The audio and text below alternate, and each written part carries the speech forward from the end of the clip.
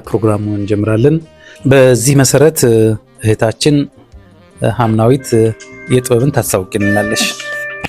እሺ እንግዲህ ተወደዳችሁ ውድ ቤተሰቦቻችን እንዴት ከረማችሁ? እንዴት አላችሁ? ከረጅም ጊዜ በኋላ ነው እንግዲህ እንደ ፈጣሪ ፈቃድ የተገናኘ ነው። ዛሬ ግን ከጀርመን የመጣው ደራሲ ወንድማችን ናትናኤል መኩሪያ የጻፈልን ተንከራታች ህልሞች የተሰኘ መጽሐፍ ልናስመርቅ እዚሁ እናት ሬስቶራንት እንደተለመደው ፓሪስ ላይ እንገኛለን። አብራችሁን ቆዩ። እናመሰግናለን። እግዚአብሔር ይስጥልን ሀምናዊት፣ በጣም እናመሰግናለን። በመቀጠል የመክፈቻ ንግግር ደራሲ ናትናኤል መኩሪያ ትቀጥላለህ። ቆሜ ላውራ አይደል? በጣም እጅግ አድርጌ ነው የማመሰግነው። በእውነት ለዚህ ክብር መታደሌ ለእኔ ትልቅ እድል ነው እና በእናንተ መካከል መቆም ለወጣቱ አንድ ተስፋ ነው። ወጣቱ ካለበት የተወሳሰበ ነገር ወጥቶ ገሚሱ በስነ ጽሁፍ፣ ገሚሱ በድራማም በፊልምም ይሁን በቢዝነሱም ይሁን በተለያየ ዘርፍ እንዲሰራ እድልን ይፈጥራል፣ ያበረታታል፣ ያነሳሳል ብዬ አስባለሁ እና እጅግ አድርጌ አመሰግናለሁ። እንደምን ዋላችሁ፣ እንደምን አረፈዳችሁ፣ እንኳን ደህና መጣችሁ። በቅድሚያ ለዚህ ስኬት ላበቃኝ ለእግዚአብሔር በእውነት ከልብ አመሰግናለሁ። በመቀጠል እንግዲህ this beautiful lady, this wonderful lady, she is always behind me. She is also part of this history and she helped me a lot. She also always with me and I really appreciate እና በጣም አመሰግናለሁ። እንዲሁም ደግሞ መጽሐፉን ላነባችሁ ሰዎች ምናልባት በጣም አዝናለሁ በሰዓቱ ባለመድረሱ። ነገር ግን ያው ስታነቡት ይሄ ንግግሬን ታስታውሱታላችሁ ብዬ አስባለሁና ለዚህ ታሪክ ደግሞ ትልቁን ሞዴል የተጫወተችው እናቴ ነች። የእናቴ ውለታ ያው ተከፍሎ የማያልቅ አይደለም። በጣም ብዙ ስለ እናቴ ታነባላችሁ። ምናልባት የእናንተንም እናቶቻችሁ ሊያስታውስ የሚችል ታሪክ በውስጡ ሊኖር ይችላል እና እናቶቻችን ምን ያህል ዋጋ ከፍለው ለዚህ እንዳደረሱን ለዚህ እንዳበቁን የምናይበትን መጽሐፍ ነው እና እናቴ በጣም በብዙ ውጣ ውረድ በብዙ መስተጓጉል ነው እንግዲህ እኔን ለዚህ ያበቃችኝ።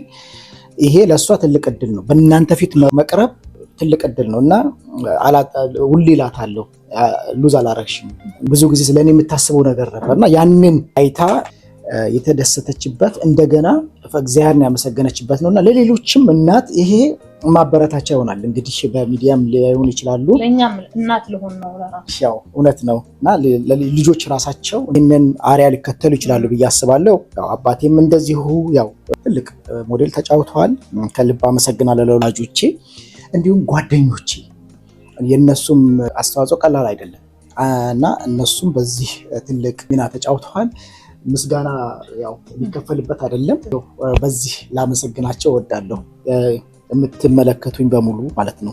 በመጨረሻም እንግዲህ ያው ጥሬን አክብራችሁ ጉድ ጊዜያችሁን፣ ሰዓታችሁን፣ ገንዘባችሁን እና ጉልበታችሁን ጭምር ኢንቨስት አድርጋችሁ እዚህ በመምጣታችሁ ከልብ አመሰግናለሁ። ምክንያቱም በአንድም በሌላም ኢንቨስት እያደረጋችሁብኝ ነው። እኔ ላይ ወጣቶች አሉ ከኔ ጀርባ፣ ብዙ ኃላፊነት አለብኝ።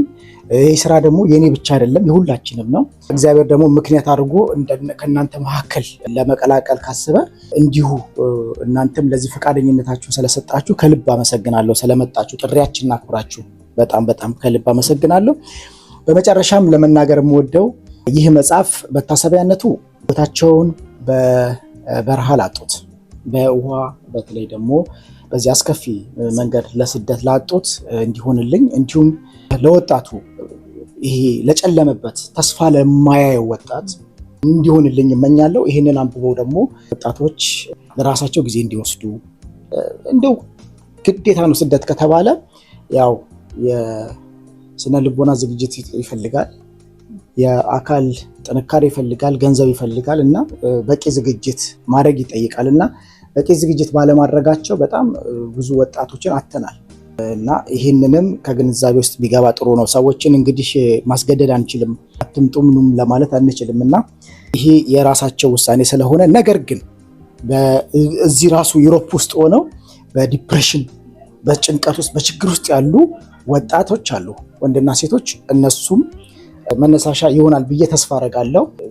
በተረፈ ግን እንግዲህ ይህን መጽሐፍ ለምታነቡ ሰዎች በሙሉ መልካም ንባብ እንዲሆንላችሁ ፊድባካችሁንም ደግሞ ኢሜል ያለ እዛ ላይ አስቀምጡልኝ።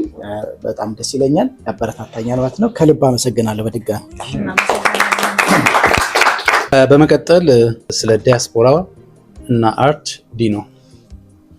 ዲያስፖራ ሲባል በብዙ ከፍለን ብናየው አብዛኛውን ፓርቲ የሚይዘው ያው ስደተኛው ነው።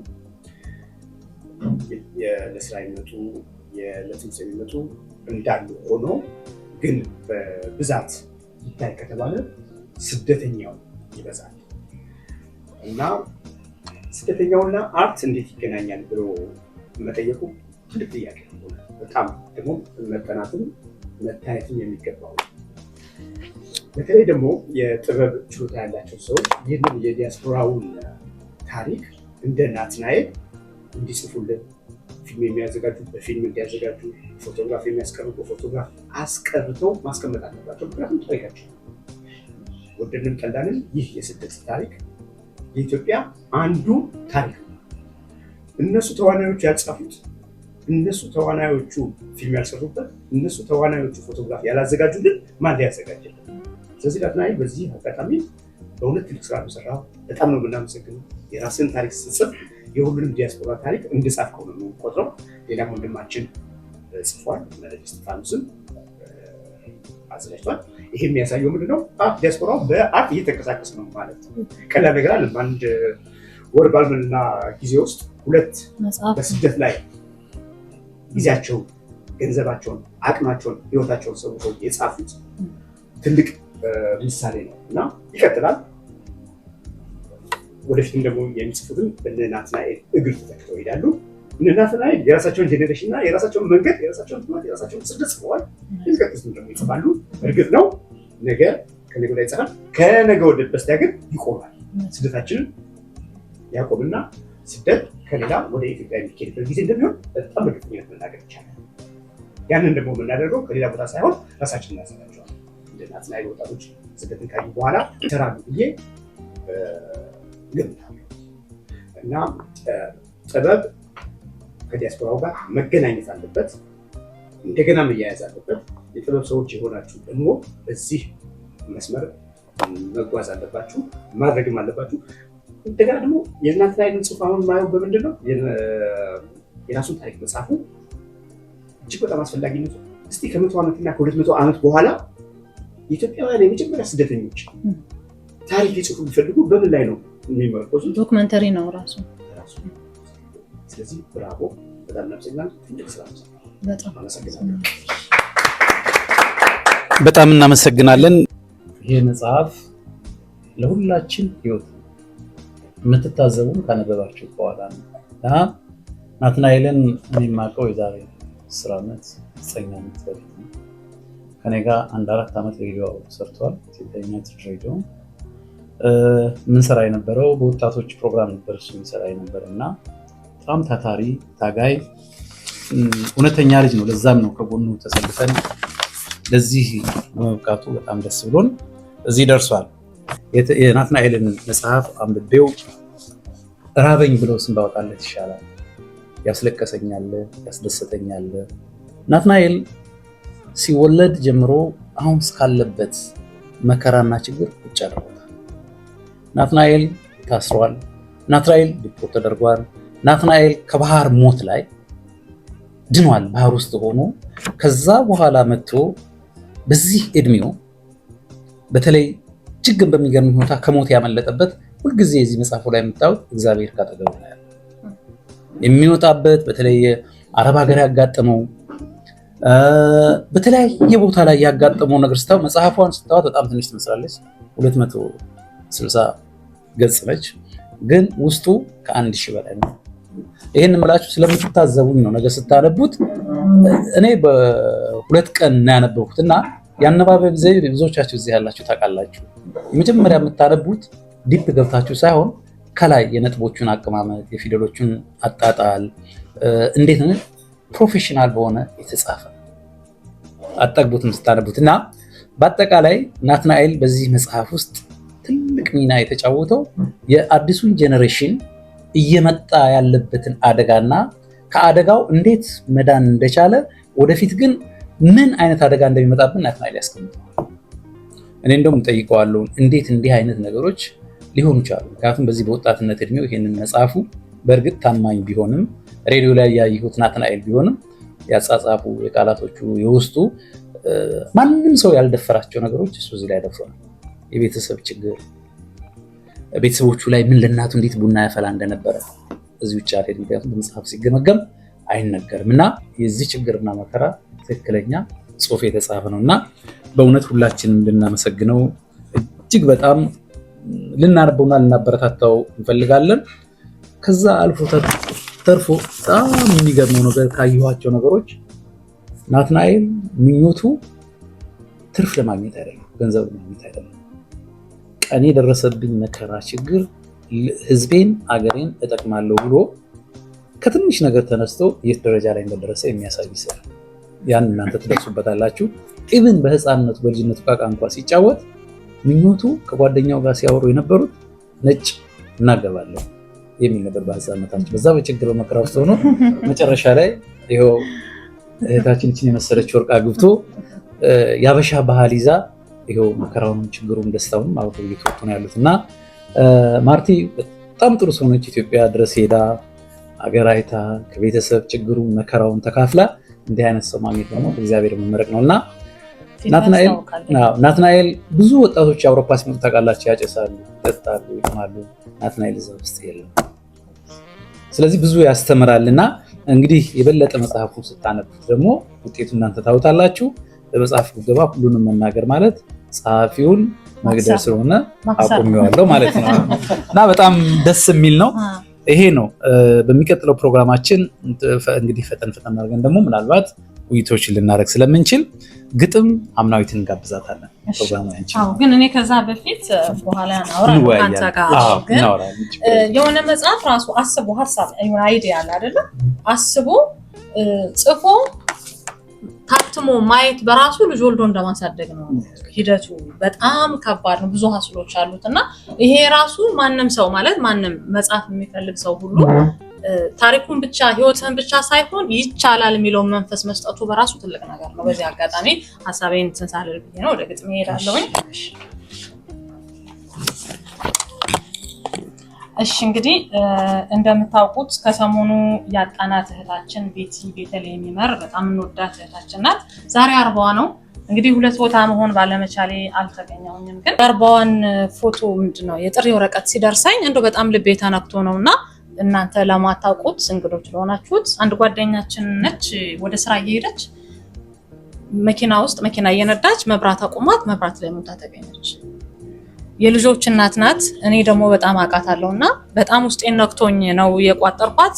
የተሰማኝ አልገለጽኩትም፣ ግን ያው ሰው ያሰበውን ነው የሚጽፈውና እንደወጡ መቅረት ያላንዳች ኮሽታ ዝም ብሎ ማሸለብ ህልፈት በዝምታ ምን ተሰምቶ ሲሆን ከእንቅልፍሽ ስትነቂ ውስጥሽ ነግሮ ሲሆን እንደማትመለሽ ርቀሽ ሳትሄጂ እናት ሆኖ መሞት ለዛውም በድንገት መኪና እየነዱ መውደቅ አለመንቃት የዘላለም እንቅልፍ የዘላለም ረፍት እንዴት ተቀበልሽው ሁለት ልጆች ጥለሽ መሬት ላይ መተኛት ቤትዬ ነፍሷን ይማርልን። በእውነት በጣም በጣም ከባድ ነው። ለልጆቿ በጣም ለቤተሰቦቿ እግዚአብሔር እንግዲህ ያጽናችሁ ነው የምንለው። ዛሬ 40 ቀኗ ነውና አሳዛኝ ነው በጣም ውስጤን የነካኝ ስለሆነ ነውና እንግዲህ ይሄኛው ደግሞ ከዚህ ስሜት ላውጣችሁና ይሄ ደግሞ ትንሽ አጫጭር ነው፣ ረጅም ይመስላል። አይዟችሁ የሆነ ሰው እኔን ማለት ነው ቤተክርስቲያን አዩኝና ቤተክርስቲያን ስላዩኝ ብቻ ጸልይልኝ እግዚአብሔር ወደ ቤተክርስቲያን እንዲመልሰኝ ብሎ አለኝ የሆነ ሰውና ያ ሰው ግን ከኔ የበረታ ሰው ነው እንደዛ ያለኝ ሰው እና እኔን እንደ መደብደብ ነው ያየሁት። በጣም ማለት ለኔ ከበደኝ እና እሷን ነው ጻፍ ያረኳት። እንግዲህ እስቲ ስሜት ይሰጣል ብዬ አስባለሁኝ። ሸክሜ ከብዶኝ ስንገዳግድ ሚዛን ጎድሎኝ ስወላገድ ያላወቁ ውስጥ ህመሜን መምሰል እንጂ መሆን የለኝ ስመላለስ ጧት ማታ በደል ነውሬ ነስቶኝ ፋታ መስያቸው ጻድቅ መልካም አሉኝ እኔን ጸልይልኝ እኔ ለኔ መች በቅቼ ጸጋ ህልሜን ተቀምቼ ረዴቴን በረከቴን ወሳጅ ወስዶት ደስታዬን ከሱ ርቄ በበደሌ አስፈንጥሮኝ ክፉ አመሌ ቢታረቀኝ ይቅር ቢለኝ ነጋ ጠባ ሮጣለሁ ከመቅደሱ ተንበርክኬ ማረኝ ማረኝ ማረኝ እለዋለሁ ማረኝ ጌታዬ እለዋለሁ። ታዲያ ሁሉ ያልገባቸው መልካም ንጹህ መስያቸው አሉኝ እኔን ጸልይልኝ እኮ እኔ ነኝ ለሰው ለማኝ ኃጢአት ቀልቤን የነጠቀኝ መምሰል እንጂ መሆን የለኝ መልመስ የሚገባው መለመንስ የሚገባው ልክ እንደኔ ያለ ሰው ነው። ለሰው ጻድቅ የመሰለ ነፍሱ ቀጥና እየሰለለ ነጭ ለብሶ ውስጡ ጥቁር ያልዘለቀው የአምላክ ፍቅር ልብሱ ጫማው ተፈውሶ ነፍሱ በነውር ተለውሶ በማስመሰል እየኖረ እንቅልፍ ላጣ ሕይወት ጣሙ ለመረረ እሱ ይበል ጸልዩልኝ እባካችሁ ለምኑልኝ ከንቱነቴን አስተውዬ ትምክህቴን ነውሬን ጥዬ እርፍ ትበል ነፍስያዬ ቢታረቀኝ ጌታዬ። አመሰግናለሁ። እሺ እኔ ጨርሻለሁኝ። ወደ ቀጣዩ እንሄዳለን። አመሰግናለሁ። እንግዲህ አሁን በመቀጠል ደግሞ በእርግጥ ብዙ ያማል ቢሆንም ግን ያንን ፊልም በጋራ ሆነችን 20 ደቂቃ አይተን እንግዲህ እዛች ፊልም ላይ ደግሞ 2-3 ደቂቃ ባልበለጠ ሀሳብ እንሰጣለን። ስራው ግን ጥሩ ነው። ያየነው ነገር ትንሽ ይሰራል። ስራው በጣም ድረስ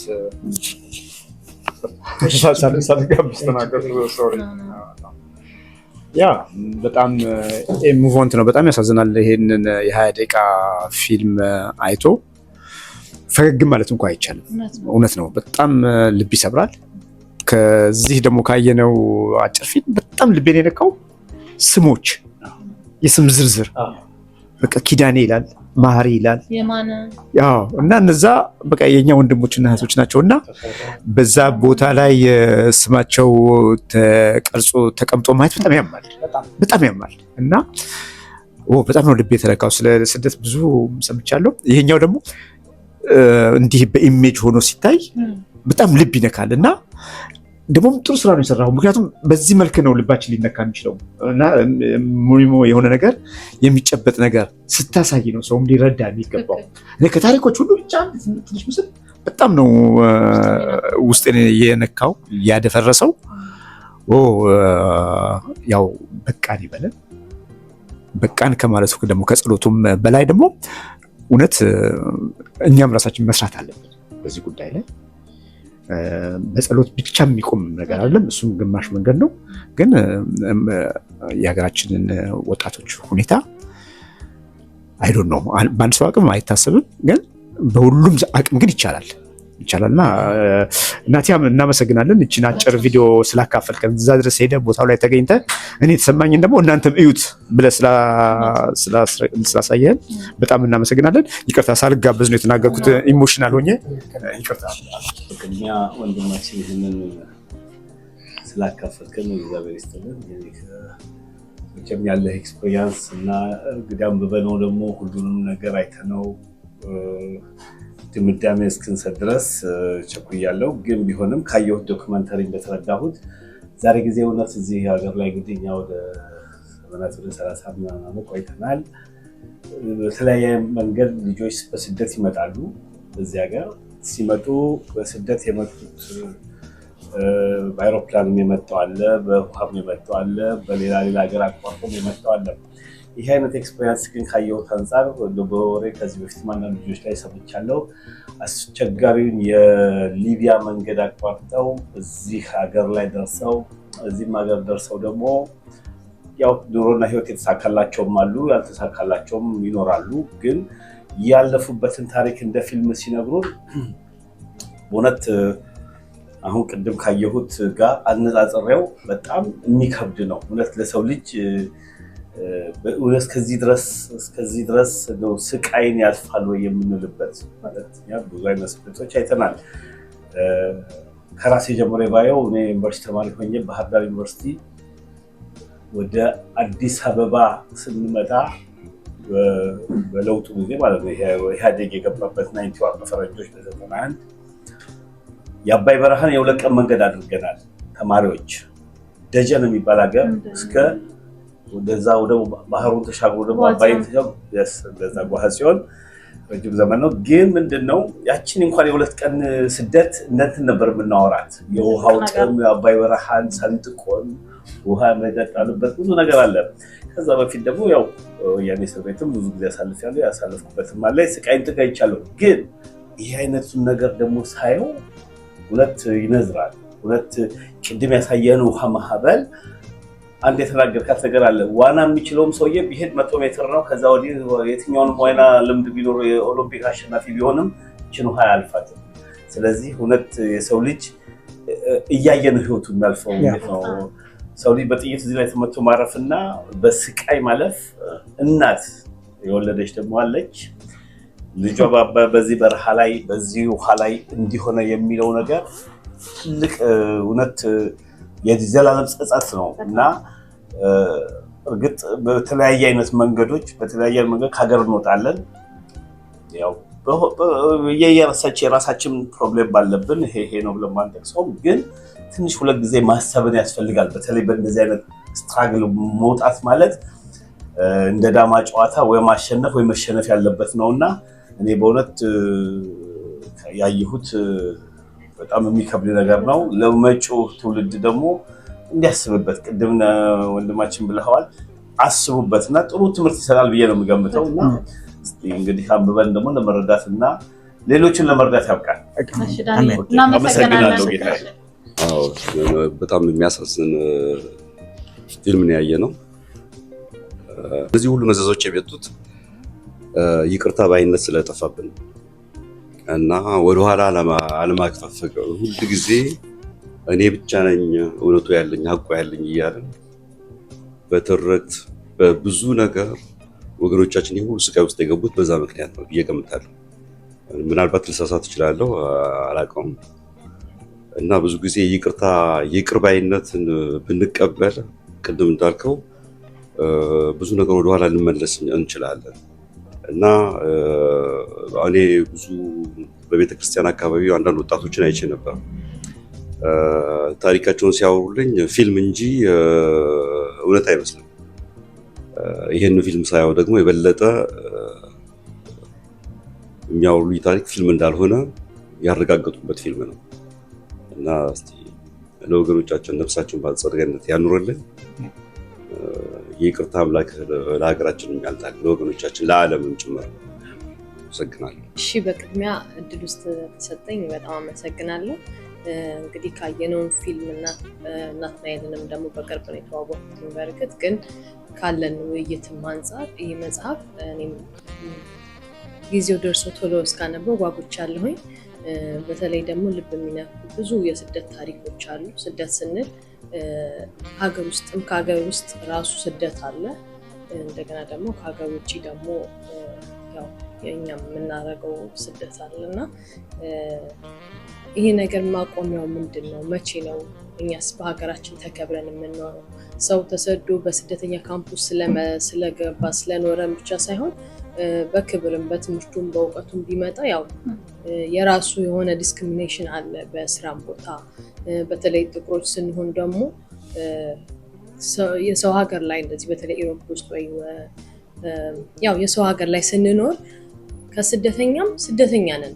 አረቡም እኛን ዝቅ አድርጎ እንደ ስደት የባሰ ደግሞ ሶስተኛ ስደተኛ እንደማለት ነን እና እኛ ሳንጠናከር እርስ በርሳችን እዚህም ተበታትነን እንደተባለው ደግሞ ሀገራችንም ስንሄድ ያለው ችግር አለ።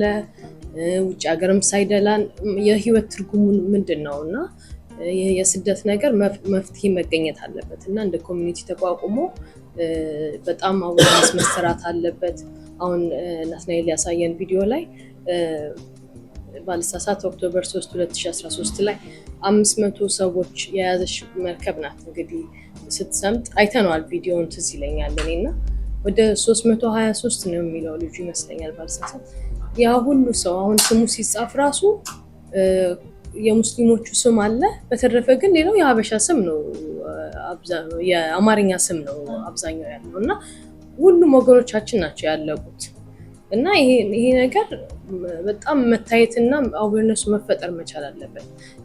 ደልቶን የምንኖር ነው የሚመስላቸው። ቫኬሽንም ስንሄድ ሰው ሰርቶ ያለውን ልብሱንም ቅሪቱን ሁሉን ይዞ ይሄዳል፣ ተዝናንቶ ይመለሳል።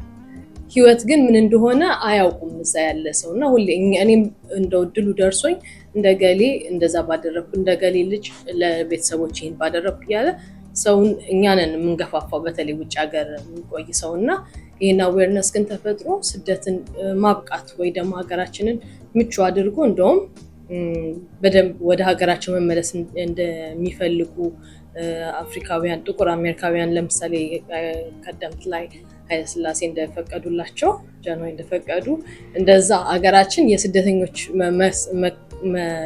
ዌልካም ማድረግ የምንችልበት ነገር ቢፈጠር ያ ነው ጸሎቴ። እንግዲህ ያው የናትናኤል ደግሞ መጽሐፍ አንብቤ በደንብ የራሴን አስተያየት እሰጣለሁ። አመሰግናለሁ። እናቴ ደግሞ እንግዲህ ጂል መድበትና ሌላ መጽሐፍ ደግሞ እንደዚህ ተጽፈለን እንጠይቃለን። ፈረንሳይ የምትኖሩ ኢትዮጵያም ያላችሁ ኢትዮጵያውያን ሁላችሁም ማለት ነው ፈረንሳይ የምትኖሩ እናት ሬስቶራንት ዲኖ ጋር ታገኙታላችሁ። ኢትዮጵያ ደግሞ ጃፋር መጽሐፍ መደብር ይገኛል። ጀርመን ደግሞ እንደዚሁ በየተለያየ ቦታና በቅርቡ አማዞን ላይ ስላለ ገዝታችሁ አንብቡት። አንባቢያን የሆናችሁ አውቃለሁ ዘመኑ የሶሻል ሚዲያ ነው፣ ግን ወደ ድሮ ብንመለስ መልካም ነውና ሁላችንም እንበርታላለሁ። አመሰግናለሁ። ይሄ ትልቅ ድል ነው። ይህንን ድል በፈረንሳይ ስላከናወን ነው በጣም ደስ ብሎኛል። እንዲሁም ደግሞ ዲኖን በጣም እጅግ አድርጌ አመሰግናለሁ። እንግዲህ በተንከራታች ህልሞች መጽሐፍ ስር እናመሰግናለን። ተንከራታች ህልሞች ከዚህ በኋላ ወደ ጣሊያን ወደ ፓርማ መሶብ ሬስቶራንት ነው የምናዘጋጀው። ቀጥሎ ድሬዳዋም ጥሪ ተደርጎልናል፣ እዛ እንሄዳለን።